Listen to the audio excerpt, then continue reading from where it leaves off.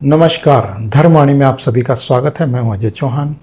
भारत सरकार का सूचना प्रसारण मंत्रालय या सेंसर बोर्ड या फिर धार्मिक गतिविधियों पर नज़र रखने वाला या सामाजिक भेदभाव मिटाने वाला या इस प्रकार से और भी कोई सरकारी स्तर पर कोई समुदाय है या सरकारी स्तर पर कोई मंत्रालय है या कोई भी गृह मंत्रालय है कह लो या कुछ और भी कह लो, तो जो भी है वो यदि फेल हो जाए तो उसका परिणाम समाज को, देश को पूरा भुगतना पड़ता है और आज देश भुगत भी रहा है उसका परिणाम।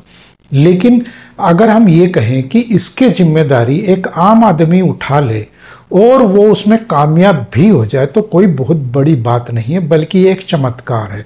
और ये चमत्कार आजकल हो भी रहा है और हम देख भी रहे हैं। और आने वाला समय शायद सेंसर बोर्ड से बड़ा एक आम आदमी या आम हिंदू, ये जो कल्चर्ड हिंदू है, वेल कल्चर्ड, या फिर एक यूं कह लो कि जो सभ्यता संस्कृति को मानने वाला जो मूल हिंदू है, मूल धरती से जुड़ा हुआ मूल हिंदू या मूल सामाजिक स्तर पर जो कह लो कि एक परंपरागत हिंदू है, वो अब इसकी जिम्मेदारी लेने को तैयार है और उसने अब ये जिम्मेदारी ले भी ली है और उसका पालन भी कर रहा है। और ये एक बहुत अच्छी बात कही जा सकती है। और उदाहरण के तौर पर अगर हम यहाँ देखें तो लाल सिंह चड्ढा जैसी फिल्मों को फ्लॉप करने के लिए पूरी तरह से हिंदू समुदाय ने, हिंदू समाज ने सोशल मीडिया के माध्यम से जिस प्रकार से भूमिका निभाई है और रक्षाबंधन नाम की फिल्मों को भी फ्लॉप करने के लिए, तो उसके लिए यहाँ पर दिल से धन्यवाद देना चाहिए ऐसे लोगों का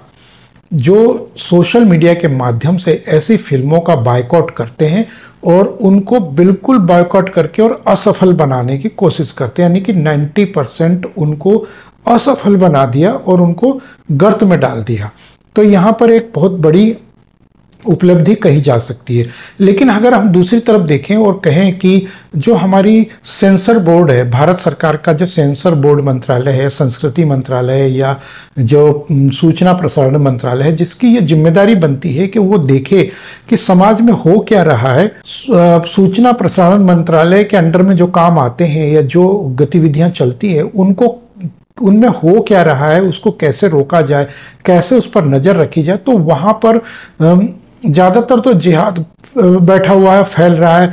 तो बजाय अगर हम कहें कि 2014 के बाद की फिल्मों में जिस प्रकार से जो दिखाया जा रहा है जिहाद, इससे ज़्यादा अच्छी फिल्में तो इससे पहले हम देख रहे थे, 2014 के पहले देख रहे थे। तो वहाँ पर अगर कहीं से इस प्रकार की जो गतिविधियाँ होती थी असामाजिक या अधार्मिक या जैसे कह लो कि धर्म के खिलाफ होती थी, चाहे वो किसी भी धर्म के खिलाफ होती थी, ज़्यादातर हिंदू धर्म के ही खिलाफ होती है और होती भी थी, तो उनको कांग्रेस के राज में भी उन पर अंकुश लगाया जाता था। लेकिन यहाँ पर हम देख रहे हैं कि भाजपा के आने के बाद केंद्र में ये सब चीज़ें खुला खेल हो रहा है और कहीं से भी कोई भी इसमें रोक टोक वाला नहीं, कहने वाला नहीं, सुनने वाला नहीं है।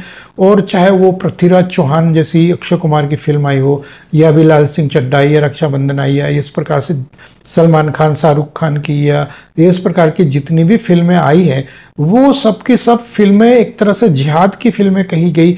और जिहाद के तौर पर जिसके हम कहेंगे अक्षय कुमार ने जो पृथ्वीराज चौहान बनाई, तो उसमें भी किस प्रकार से जिहाद को बढ़ावा दिया गया है। तो उसी का परिणाम आज हमारे सामने है कि अक्षय कुमार जैसे जो राष्ट्रवादी जिसको कहा जाता था, उसको किस प्रकार से धड़ाम किया, उसकी औकात याद दिलाई। और इसी प्रकार से जो अभी पठान जैसी जो मूवी की बात चल रही है, तो एक वो भी और एक अभी जो लाल सिंह चड्ढा हुई, तो इसको किस प्रकार से हमने हिंदू समाज ने बायकॉट करके उसको उनकी औकात याद दिलाई। तो आने वाला समय जो है सेंसर बोर्ड का जो काम करने वाला है वो मेन रूप से हिंदू समाज ही करने वाला है। नहीं, भारतीय स्तर पर ये भारत के लोग जो है मूल निवासी जो यहाँ के हैं, जो मूल जो आधारभूत जो अपनी ज़मीन को बचाने के लिए जद्दोजहद कर रहा है, तो वही आज कल भी कर रहा था, आज भी कर रहा है और आगे भी आने वाले टाइम में भी करेगा।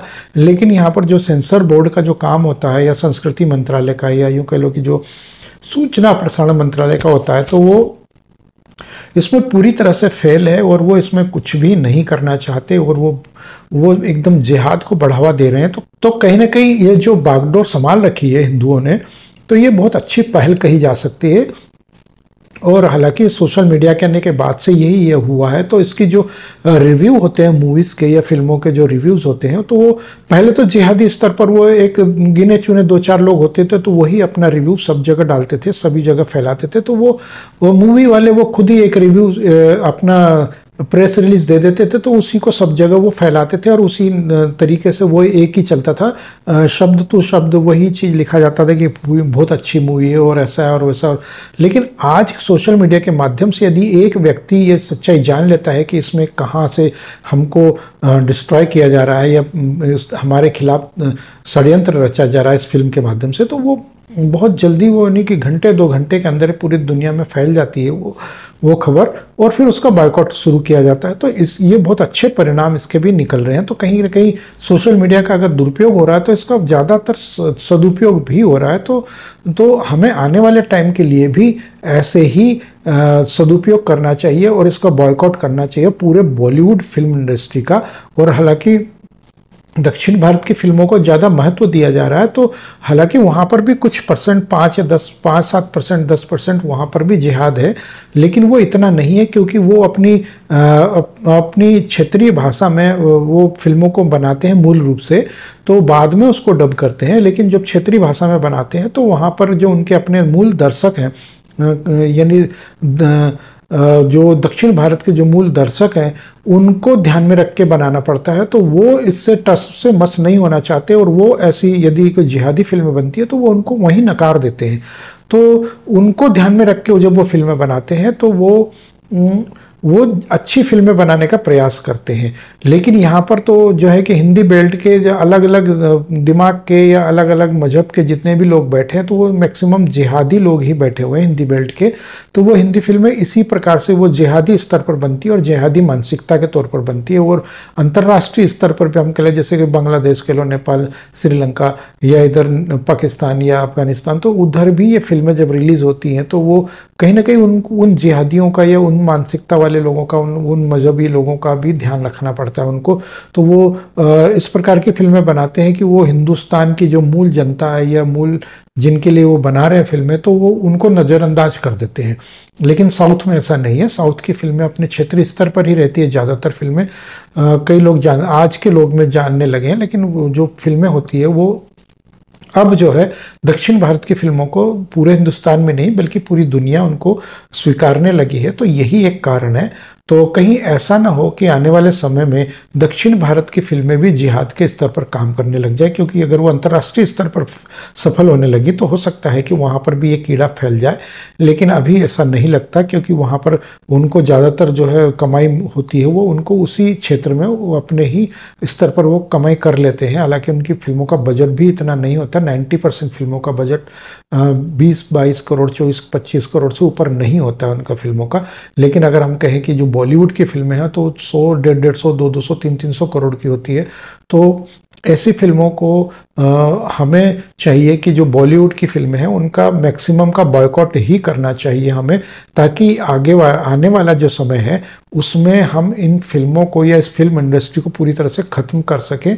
और देखते हैं कि आगे क्या होता है इसमें। तो फिलहाल तो यही कहा जा सकता है कि जो सेंसर बोर्ड का काम जो कर रहा है हमारा जो हिंदू समुदाय, वो एक बहुत अच्छी पहल कही जा सकती है और इसको एक सेंसर बोर्ड के स्तर पर मान्यता भी दी जानी चाहिए। कुछ लोगों को या कुछ गिने चुने हर एक शहर में 1-1, 2-2 सिनेमा हॉल में यदि इन फिल्मों को लागू करके और 1-2 दिन का इनको यदि हिंदू समुदाय के लोगों को यदि कहा जाए कि आप ही इसकी रेटिंग्स दीजिए और आप ही लोग डिसाइड कीजिए कि सेंसर बोर्ड इसको पास करे या नहीं करे, तो वहाँ भी ये हो सकता है ऐसा। उसके बाद ही इसको आगे बढ़ाया जाना चाहिए। लेकिन ऐसा होता नहीं है, क्योंकि ये इन्होंने जो है जिहाद फैलाना है अपना, तो वो किसी न किसी स्तर पर वो इसको जिहादी मानसिकता से जोड़ना ही चाहते हैं और जोड़कर ही रहते हैं। और वो उसमें लॉस भी उनको होता है, लेकिन वो नहीं मानते, क्योंकि ये ज़्यादातर इन फिल्मों में जो पैसा लगता है वो बाहर से आता है। तो वो ब्लैक मनी या इस प्रकार से जो धन लगता है इसमें, तो वही उसी का ये लाभ उठाते हैं और पिछले दरवाजे से उसको वो जिहाद फैलाने का प्रयास करते हैं। तो ये थे मेरे आज के विचार। यदि आप लोग मेरे इन विचारों से सहमत हो तो कृपया कमेंट बॉक्स में अपने विचार भी हमें बताएं और जाने से पहले वीडियो को लाइक और शेयर भी करते जाएं।